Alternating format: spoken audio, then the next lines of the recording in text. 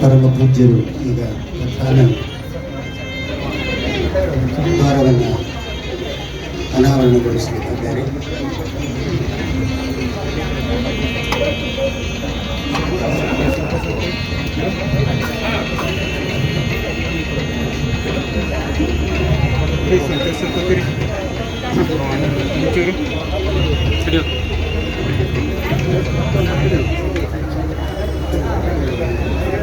ಅದೊಂದು ಮಂಗಳಮಯವಾದ ಕ್ಷಣ.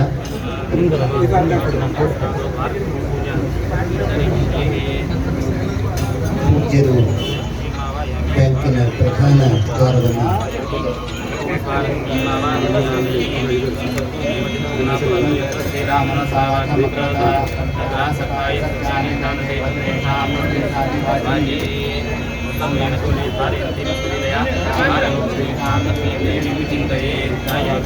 ಸಮರ್ಪಯಾಮಿ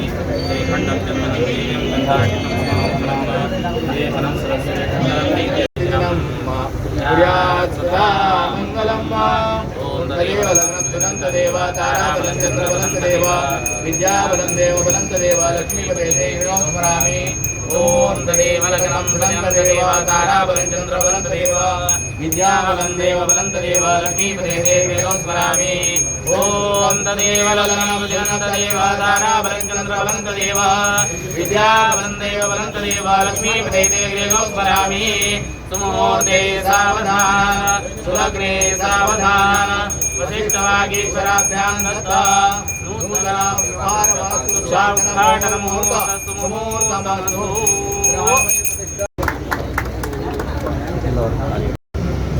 ಜ್ಯೋತಿಷ್ಯ ಇರುವುದೇ ಈಗಿನ ಕಾಲದಲ್ಲಿ ಏನಾಗ್ತಾ ಇದೆ, ಮುಂದೆ ಏನಾಗಬಹುದು ಎನ್ನುವುದನ್ನ ತಿಳಿಸಿಕೊಡುವ ಒಂದು ಶಾಸ್ತ್ರ. ಆದ್ದರಿಂದ ಇವತ್ತಿನ ಮುಹೂರ್ತವನ್ನ ನೋಡಿದಾಗ ನಿಜ ಜ್ಯೇಷ್ಠ ಶುದ್ಧ ತೃತೀಯ ತಿಥಿ ಇದೆ, ಪುಷ್ಯ ನಕ್ಷತ್ರ ಇದೆ. ಇದರಿಂದ ಏನಾಗುತ್ತೆ ಅಂದ್ರೆ ನಮ್ಮಲ್ಲಿ 5 ರೀತಿಯಾದ ತಿಥಿಯನ್ನ ಹೇಳಿದ್ದಾರೆ ಜ್ಯೋತಿಷ್ಯದಲ್ಲಿ. ಒಂದು ನಂದಾತಿಥಿ, ಭದ್ರಾತಿಥಿ, ವಿಜಯಾತಿಥಿ, ರಿಕ್ತಾತಿಥಿ, ಪೂರ್ಣಾತಿಥಿ. ಸೊ ಇಂದು ತೃತೀಯ ತಿಥಿ ಏನಿದೆ ಅದು ವಿಜಯವನ್ನ ಸೂಚಿಸುವ ತಿಥಿ, ಆದ್ದರಿಂದ ವಿಜಯಾತಿಥಿ ಎಂದು ಕರೆಸಿಕೊಳ್ಳುತ್ತದೆ. ಎರಡನೇದು ಪುಷ್ಯ ನಕ್ಷತ್ರ, ಸಿದ್ಧಂತಿ ಕಾರ್ಯಾಣಿ ಕೃತಾನಿ ಪುಷ್ಯೆ ಅಂತ ಹೇಳಿದ್ದಾರೆ. ಅರ್ಥಾತ್ 27 ನಕ್ಷತ್ರಗಳಲ್ಲಿ ಪುಷ್ಯ ನಕ್ಷತ್ರಕ್ಕೆ ಅತ್ಯಂತ ಮಹತ್ವವಿದೆ. ಆದ್ದರಿಂದ ಅನೇಕ ಕಾರ್ಯಗಳನ್ನ ಪುಷ್ಯ ನಕ್ಷತ್ರದಲ್ಲಿ ಮಾಡಿದರೆ ಆಗ ಕಾರ್ಯಗಳು 100ಕ್ಕೆ 100 ಸಿದ್ಧಿ ಆಗತ್ತೆ ಅಂತ ಆಗತ್ತೆ.